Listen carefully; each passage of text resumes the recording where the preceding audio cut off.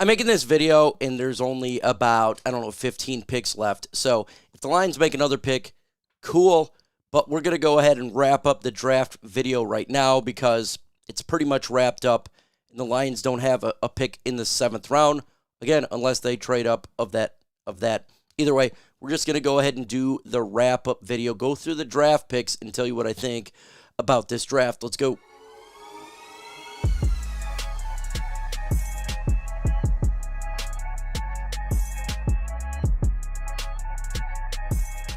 Thanks for everybody showing out on Draft Night Soaring Eagle Casino. It was really fun on Lions Nation night. We had a great time. Can't wait to continue to do it again. Let's go ahead and wrap up this draft. Let's grade this draft through each selection, what they did good, what we want to see done more for this roster. Let's go ahead and get into it right now. So here is the full draft here. Round 1, we picked up Terrion Arnold, cornerback. That's where we traded up from 29 to 24. I gave this an A+ grade. This was a slam dunk home run. You got the number 1 corner,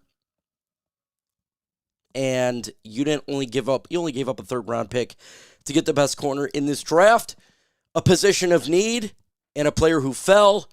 That is called getting the best of both worlds right there, and that was an amazing selection. Amazing selection. Getting a guy who is going to make this secondary so much improved compared to what it was last year. You know, those 170-yard games we gave up in the air, where Cam Sutton used to be, that's days of the past. Excited that one is over. So I look at that grade. I'm going straight A++ that you can get. That's a great, great pickup. Grade what you think of that. Now, the next selection here, we went and we got Ennis Rakestraw Jr., cornerback. A lot of people were upset. We doubled up on cornerback.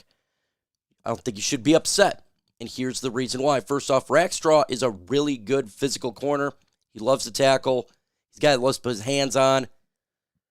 He likes, if you like a player like Devin Witherspoon, a physical guy, this is going to be that selection for you.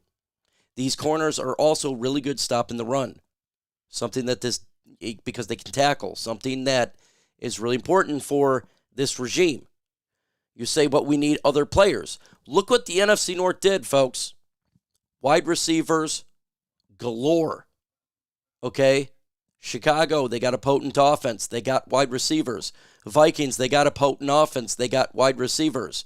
We're already dealing with the Green Bay Packers with their wide receivers. They got good guys. We had to combat that. So I'm not upset with doubling up. I'm not. This defense has been bad in the secondary. So I'm tired of looking at a bad secondary. It gets old. So for me, this is a really good pickup for the Lions. I think I went B+. I'll stay with the B+ right there.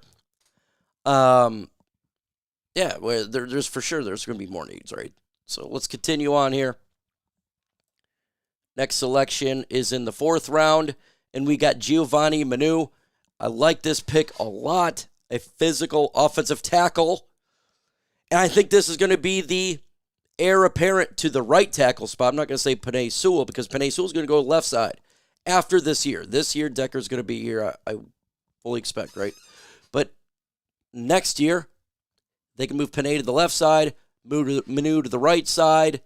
You got 2 good stud tackles, another physical guy that helps open up the run. And then for this year, you got a backup when there's injuries. The backup position is much improved for the offensive line. I don't know if you remember, but last year, it was a rough when we would start to lose some players, especially on the offensive line. And that's something that has been happening for years. So Manu is going to go ahead and end that for the tackle position. It's hard to argue. It's a premium position as well.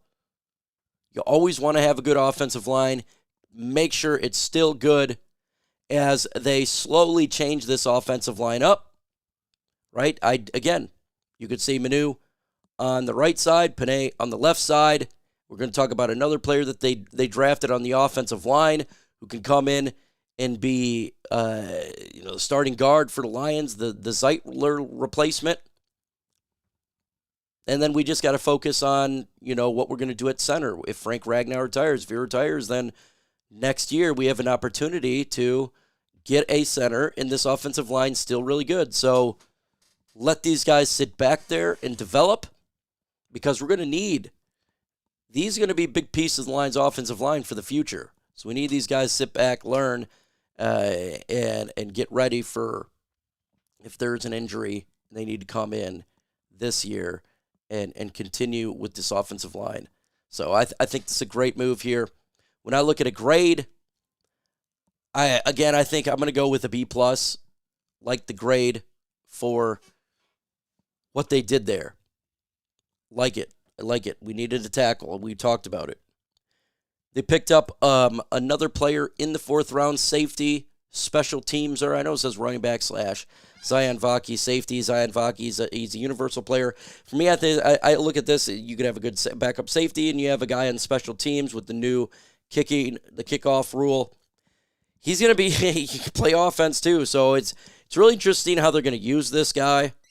Remember, if they do use him as a running back, that's a hardcore running back room. It'd be hard to make it, but a special teamer for kick return with the new kickoff rules, it makes it. And plus, he's got some experience at safety, so this is a player that he's like a Swiss Army knife. And Vaki was liked by this regime. That's why I mocked him to the Lions. Why a lot of people mocked him to the Lions. You could tell that the Lions really like this guy. So, multi-dimensional player right there. Mekhi Wingo, the defensive tackle. We traded up to get him. He is more of the pass rushing type. He's not the guy who's going to simply stop the run. That's good. We needed that. We needed Lee McNeil to have another pal in there to give him some rest when DJ Reader is helping stopping that run. Got a guy that we can develop and to be a stud on the defensive line, a rotational defensive tackle / pass rusher, whatever you want to call him. He's in that mold to give versatility upon the defensive line. We needed to get that for a defensive tackle. We do. So I'm real happy that the Lions got him. And my favorite pick by far. I don't even know how this is possible, folks. We got Christian Mahogany in the 6th round. I'm going to tell you right now, I completely forgot he's even on the board. When they selected him, this was the same reaction I had with the Brian Branch reaction last year. He was still on the board. I didn't even know he's still on the board. How is Christian Mahogany on the board at round 6? This is a beast, man. This guy is going to come in here and do great upon this offensive line. He's going to be the alternate right now, backup role. Guaranteed we're going to have to see him play this year because of injury. And this is the future. This is a value pick. People say, oh, it's a 6th round. Man, this guy could have went in the 3rd round. He really could have went in the 3rd round. He's going to be your future guard. Colby Sorsdale, I'm sorry, man. Mahogany, in my opinion, is above you. Just the way it is. This guy's a beast. I had him mocked to the Lions on multiple mock drafts because of what he can do. I never thought in a million years he'd be in the 6th round. I could tell you that. So this is a value pick. 100% value pick. We have 6 draft picks right now. Again, there's just a couple of picks left. If the Lions make a pick, I can make another video another day, a 7th rounder. But if they don't, this is your draft. Then they got the undrafteds coming in here really quick. A+ for the Mahogany draft. So overall, I'm giving this whole draft, and I'm going to give it an A. Give it an A draft. We still have need. Edge rusher, pass rusher. Right? But you still got free agency. You still got trades. You still got undrafted. And you still got teams who's going to be releasing players after the draft and towards we get to the 53-man roster. We can still get that edge. You want a kicker? Jake Bates is out there, right? Playing for the Panthers. Want a wide receiver? Hey, we can figure it out. But this was a great draft. we got a lot better in this draft. A lot of trades. Brad Holmes winning this draft, and he was aggressive, traded up, out of the 6 picks, I think we traded up, 4 times? Aggressive, we got a lot, we gave up picks for next year's draft. But we got players that's going to make an impact.